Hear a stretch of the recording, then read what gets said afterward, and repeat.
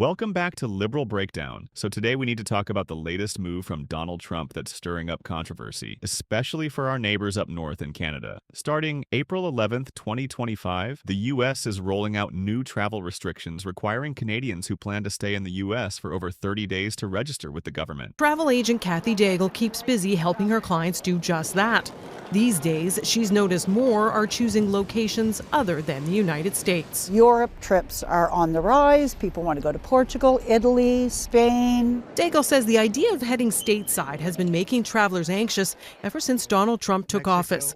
And new rules coming into effect April 11th mean Canadians visiting the U.S. for more than 30 days must register with the American government. Definitely have all your documents, and you can't question. You can't really, like I advise, just be calm. The rise in Canadian pride in response to Trump's threats of annexation has already led to a decrease in drivers heading cross-border. Now new figures on air travel between Canada and the U.S. show a drop there as well. And let's be real, this isn't about security, it's about control. So let's break down what's happening, why it matters, and what it says about Trump's broader political strategy. So here's the deal. If you're a Canadian visitor planning to stay in the U.S. for more than 30 days, you now have to register with U.S. authorities. This means getting an I-94 admission record, which tracks when you arrive, how long you're staying, and when you're supposed to leave. Now, this might sound like just another bureaucratic step, but it's actually a big deal. For decades, Canada and the U.S. have had one of the closest and most open border relationships in the world. And now, Trump is throwing a wrench into that dynamic. Who's getting hit hardest by this? The so-called snowbirds, older Canadians who spend their winters in places like Florida and Arizona. These folks contribute billions to the U.S. economy, buying property, paying taxes, and spending money in local businesses. And now they're being told that they have to jump through more hoops just to enjoy the winter sunshine. And here's the kicker. If they fail to register, they could face fines, legal issues, or even be banned from future visits. That's right. Miss a form, and suddenly your Florida condo isn't an option anymore. Now let's ask the real question. Why is Trump doing this? Is it about national security? Nope. Is it about stopping illegal immigration? Not really. This is about political optics. Trump is flexing his power on border control even when it makes no sense. And let's not forget, this comes at the same time that Trump is pushing new tariffs on Canada and reigniting trade tensions. So, it's not just about paperwork. It's part of a broader strategy to pressure Canada, create economic leverage, and stir up nationalism among his base. Canada isn't the problem. It never has been. So why target them? Because Trump wants to project strength, even if it means unnecessary bureaucracy that does nothing but hurt ordinary people. Unsurprisingly, Canada is not happy about this. The Canadian government has already updated its travel advisory for the U.S., warning citizens about the new rules. And let's be real, this move is going to create more tension between the two countries. Canada and the U.S. have always had a strong relationship, but Trump is treating Canada more like a rival than an ally. And why? Because he thinks it plays well with his base. But here's the problem. If Canada decides to retaliate with their own travel restrictions, this could get ugly fast. So, what's the takeaway here? Trump is once again making policy decisions based on optics rather than real solutions. Instead of focusing on actual border security issues, he's choosing to complicate travel for Canadians, push trade tensions, and make life harder for ordinary people. This isn't about making America safer.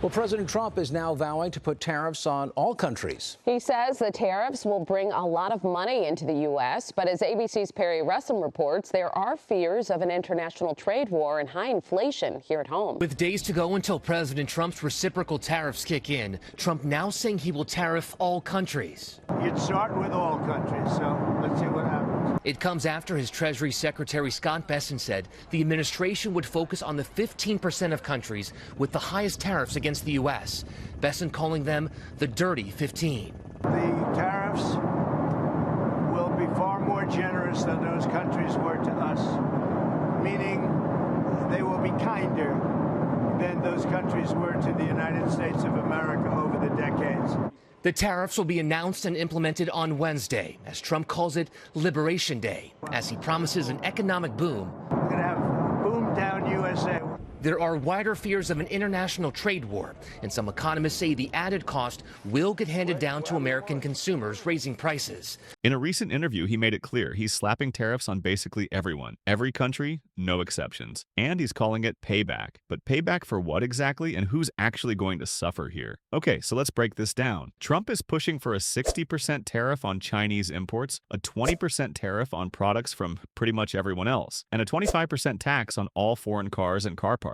Sounds tough, right? But here's the problem. Who do you think is actually paying for all of this? Because spoiler alert, it's not other countries. It's us, American consumers, everyday people. If Trump goes through with this, prices on pretty much everything will go up. Cars, groceries, electronics, you name it. And other countries aren't just going to sit there and take it. They'll put tariffs on American products, which will hurt U.S. businesses. This could trigger a full-on trade war, and that's bad news for everyone. And guess what? The markets are already reacting. Stocks are dropping, businesses are panicking, and people who actually understand economics are trying to explain, again, that tariffs don't work the way Trump thinks they do. Sure, it sounds strong to say we're making other countries pay, but in reality, it's just making life more expensive for all of us. And if history has taught us anything, trade wars don't end well. So here we are again. Trump's pushing another reckless economic policy, and we're the ones left holding the bag. With election season coming up, this is going to be a major issue. Let me show you a random poll, one of many with the same results, about what people think of the financial situation right now.